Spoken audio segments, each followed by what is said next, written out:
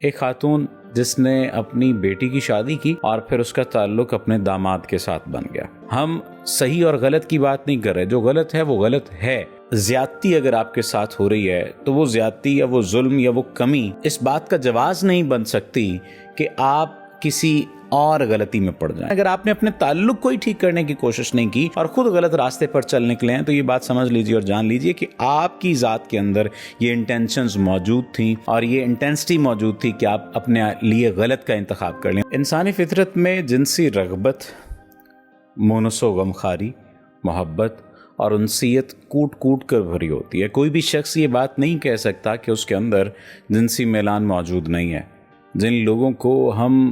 تیسری جنس سے تعبیر کرتے ہیں ان کے اندر بھی جنسیت پائی جاتی ہے اور وہ تیسری جنس بھی کسی نہ کسی جنس کی طرف راغب ہوتے ہیں۔ آپ میرا پوائنٹ اور مدعا سمجھ رہے ہوں گے۔ آج کی اس ویڈیو میں جو ہمارا یہ پورے کا پورا جو سوشل سٹرکچر خراب ہو چکا ہے اور اس کے پیچھے بہت ساری وجوہات ہو سکتی ہیں، بہت ساری وجوہات ہیں، ان پر بات کرنے کی میں کوشش کرنا چاہ رہا ہوں۔ ایک خاتون جس نے اپنی بیٹی کی شادی کی اور پھر اس کا تعلق اپنے داماد کے ساتھ بن گیا۔ آپ اندازہ کیجئے کہ اس کی بیٹی کے 2 بچے ہو چکے تھے اور اس کے باوجود بھی وہ اپنے داماد کے ساتھ تعلق میں تھی۔ آپ اسے کیا کہیں گے؟ آپ یہ کہیں گے کہ چونکہ ان کا شوہر انہیں توجہ نہیں دیتا تھا تو اس وجہ سے ان کا تعلق اپنے داماد کے ساتھ بن گیا، یا آپ انہیں یہ کہیں گے کہ انہیں اپنے داماد کے ساتھ محبت ہو گئی تھی تو اس وجہ سے ان کے ساتھ ان کا تعلق بن گیا، یا پھر آپ یہ بات کہیں گے کہ ان کا داماد ہی اچھا نہیں تھا اس وجہ سے اس نے اپنی ساس کے ساتھ تعلق بنا لیا۔ یعنی جتنی مرضی توجیحات آپ پیش کر لیں، لیکن اس کے پیچھے 2 بنیادی وجوہات ہیں جس کو سمجھنا بہت زیادہ ضروری ہے۔ ہم صحیح اور غلط کی بات نہیں کر رہے، جو غلط ہے وہ غلط ہے، لیکن اس کے پیچھے ریزن کو جاننا سمجھنا بہت زیادہ ضروری۔ ایک، جو انہیں اپنے ہسبینڈ سے توجہ کی کمی تھی، اور دوسرا ان کی اپنی ذاتی جنسی ضرورت کا پورا نہ ہونا تھا، جو انہیں پھر کسی بھی حد اور کسی قید کے بغیر انہوں نے پورا کرنے کی کوشش کی اور ان کا ان کے داماد کے ساتھ تعلق بن گیا۔ جب انہوں نے رابطہ کیا، اپنا مسئلہ بتایا اور انہوں نے کہا کہ میں اس دلدل سے نکلنا چاہتی ہوں سر، میں اس مسئلے سے نکلنا چاہتی ہوں، مجھے کچھ ایسا پڑھنے کے لیے بتائیے، کچھ ایسا طریقہ بتائیے کہ میں کم از کم اپنی بیٹی کی نظروں میں جو ہے وہ نہ گر سکوں، کم از کم میرا تعلق اپنی بیٹی کے ساتھ اور اس کی اولاد کے ساتھ تو ٹھیک رہے۔ اگر کل کو انہیں پتہ چلتا ہے کہ ہماری ماں ہمارے جو باپ کے ساتھ یہ کرتی رہی ہے، یعنی چھوٹے بچوں کو اگر پتہ چلتا ہے یا میری بیٹی کو پتہ چلتا ہے کہ میری ماں میرے شوہر کے ساتھ اس قسم کے تعلق میں رہی ہے، تو میں تو عجیب قسم پرسی میں پڑ جاؤں گی، عجیب اذیت کا شکار ہو جاؤں گی۔ مجھے رہ کر خیال آتا ہے، اور عجیب بات یہ ہے کہ پہلے کچھ عرصہ تو ایسا تھا کہ مجھے اپنی بیٹی سے ہی ایک حسد سا محسوس ہوتا تھا، مجھے اپنی بیٹی سے ہی ایک گھن سی آتی تھی کہ یہ میرے داماد کے ساتھ خوش کیوں ہے۔ میں یہ چاہتی تھی کہ اس کا گھر ٹوٹ جائے اور میں اس کے ساتھ شادی کر لوں، لیکن میرے اوپر سوشل پریشر بھی تھا۔ اور پھر انہوں نے اس کی توجیہ جو بیان کی، جو وجہ بیان کی، انہوں نے یہی کہا کہ سر میری عمر اس وقت 40 سال ہے۔ اندازہ کیجئے کہ 40 سال کی عمر ہے، بڑی بیٹی کی شادی کر چکی ہیں، ان کے 2 بچے ہیں اور ان اپنے داماد کے ساتھ تعلق بن گیا، اور کہنے لگی کہ 16 سال سے میرے ہسبینڈ کے ساتھ تعلق نہیں ہے، اور جب بھی میں اسے یہ بات کہتی ہوں کہ تم اپنا علاج کروا لو تو وہ مجھے تذلیل کا نشانہ بناتا ہے، وہ تشدد کا نشانہ بناتا ہے، اور پھر اس کے بعد میں دیکھتی ہوں تو وہ اپنے موبائلز پر دوسری عورتوں کے ساتھ بات کر رہا ہوتا ہے، وہ دوسری عورتوں میں مدغم ہوتا ہے۔ میں 2 مسائل لے کر آپ کے سامنے پیش ہوئی ہوں۔ ایک، میرا اپنے ہسبینڈ کے ساتھ تعلق بہتر ہو جائے، وہ اپنے علاج کے لیے تیار ہو جائیں، اور دوسرا میں اپنے داماد سے پیچھے ہٹ جاؤں اور اس کا خیال بھی ہٹ جائے۔ خیر، ان سے جتنی گفتگو ہوئی، اس گفتگو میں چند ایک چیزیں جو جن باتوں کو میں سمجھ سکا اور جو پیغام میں بنیادی طور پر آپ تک پہنچانا چاہتا ہوں اس کو سمجھنا ضروری ہے۔ دیکھیے، ایک،